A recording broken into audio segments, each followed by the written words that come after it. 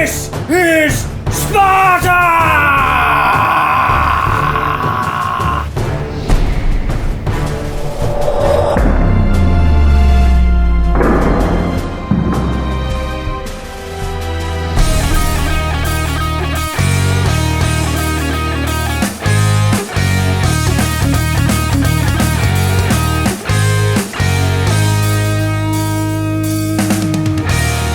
Hello everybody, and welcome to a brand new episode of The Toy Shelf. I'm your host Mitch Live, and I collect action figures. And today, we are having a look at figures from the movie 300 by NECA Toys. This is NECA!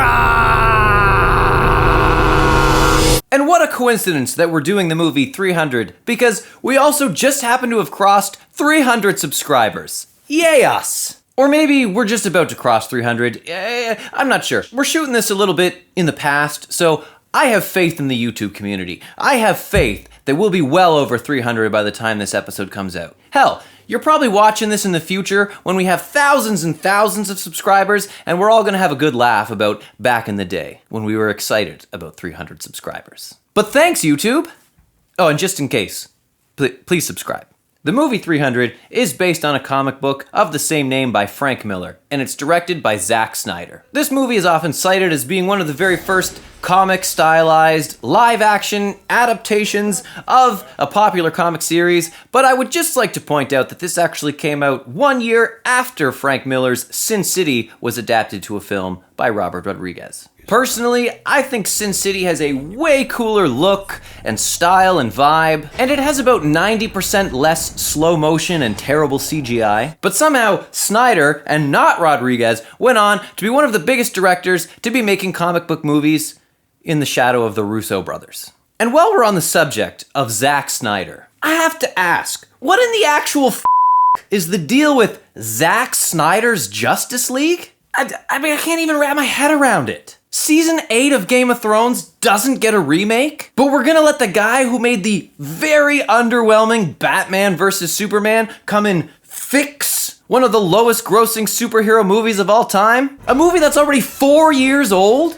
Is this really what the world needs? Aren't you supposed to actually enjoy the original film before you want to see an extended cut of the film? Has this guy really done anything in his career that leads people to think that he is going to turn this piece of crap into some masterpiece? You know, Disney might take an old movie and pretty much remake the same movie, but the people at DC are taking a movie that already exists, and they're taking the same actors, the same premise, and most of the same scenes. I mean, what? Let me guess.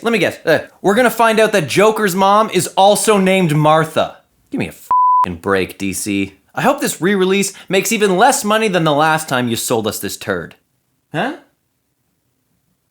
Oh right, 300. The year was 2005, Gerard Butler was one of the biggest action stars in the world, and as far as I can remember, this movie was very well received by critics. The first figure in the series that we're going to look at is the main character, King Leonidas.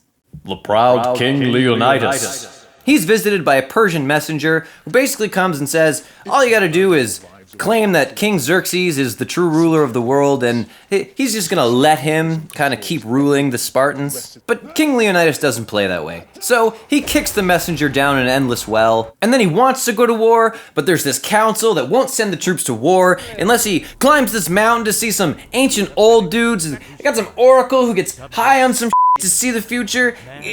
It doesn't matter. They say no to sending the troops to war because basically everyone's already been paid off by the Persians. So King Leonidas decides, instead of going to war, he's just gonna go for a casual walk with 300 of his strongest warriors. And he's just gonna kind of get in their way. So this whole movie is basically the story about how 300 men stood against the biggest army ever created. And even though, spoiler alert, even though they all die, they show that there is hope for victory, and they motivate all the other armies to come together and rise against King Xerxes in the sequel. Now this is a 7-inch figure line by NECA, although neither of these figures really stand their full height. He's kind of got that action-ready pose. Ready for action. The detail on these figures is pretty great. One thing I really like is his cape here. Now, his cape is this bendable but thick rubber, which is pretty typical for any kind of NECA cape.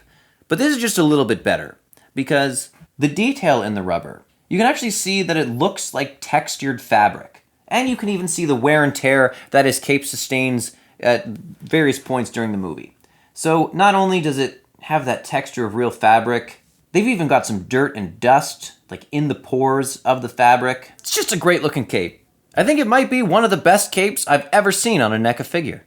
Some other great details on this figure is you can even see some scar tissue on him right there. And he's even wearing this necklace. It's the one that his wife gives him before he leaves for war, kind of knowing that they'll never see each other again. They also make a figure of his wife.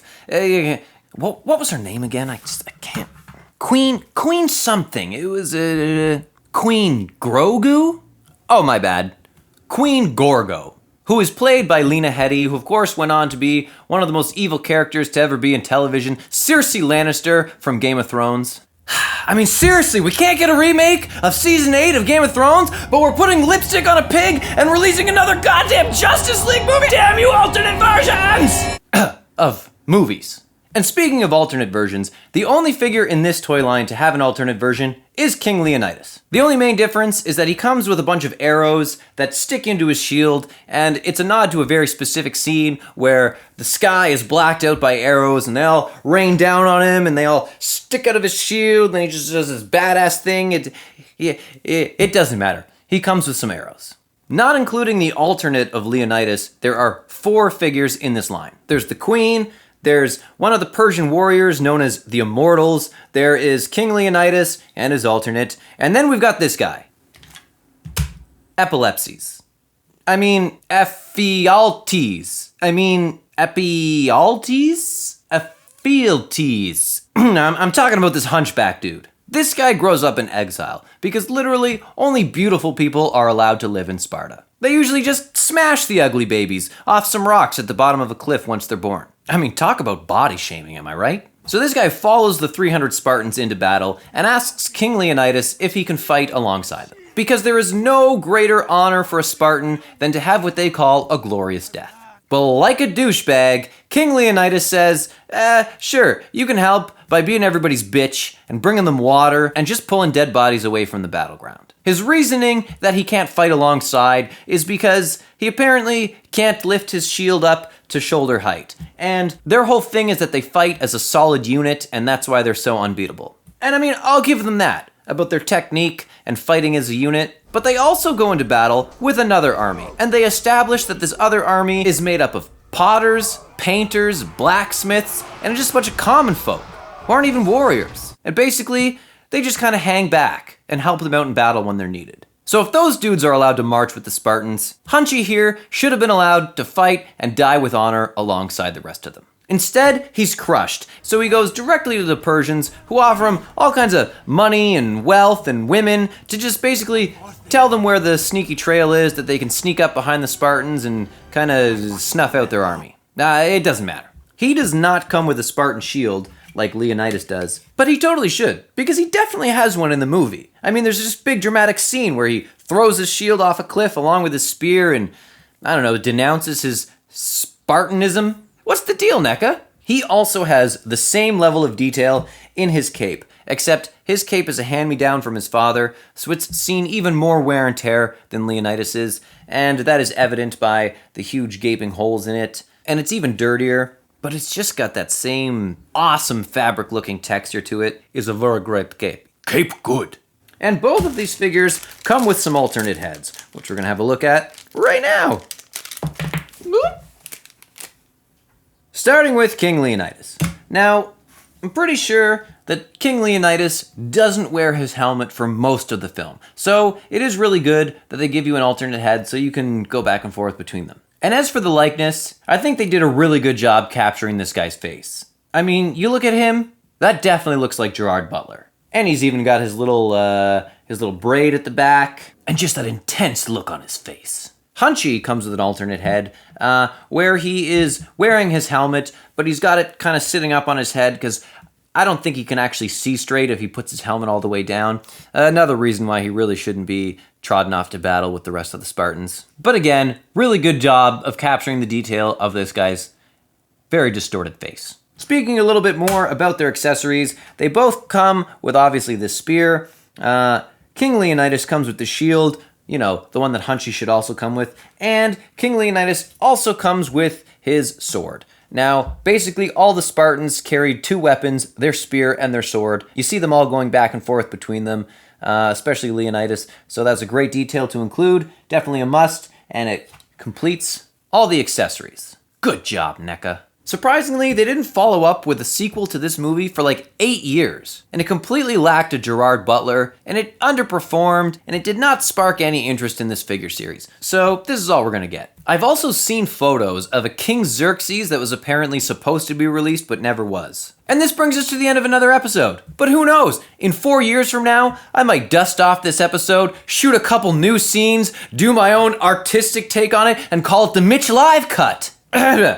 As always, there will be links in the description below that you can follow to purchase your own 300 figures by NECA Toys. And if you enjoyed this episode, please help ensure that we do cross that 300 mark, or that 3,000 mark, or that 300,000 mark, and just throw us a subscribe. Thanks again for hanging out with us on the Toy Shelf, and remember, no matter what that crazy high oracle lady tells you, you're never too old to play with toys.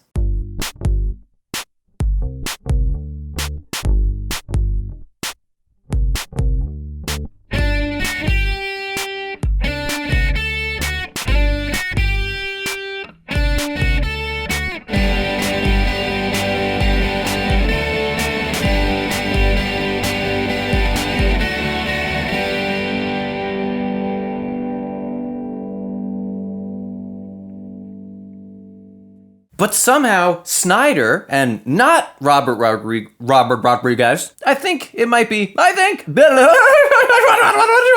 So if they're allowed to march with the Spartans, which you see him, you see this guy,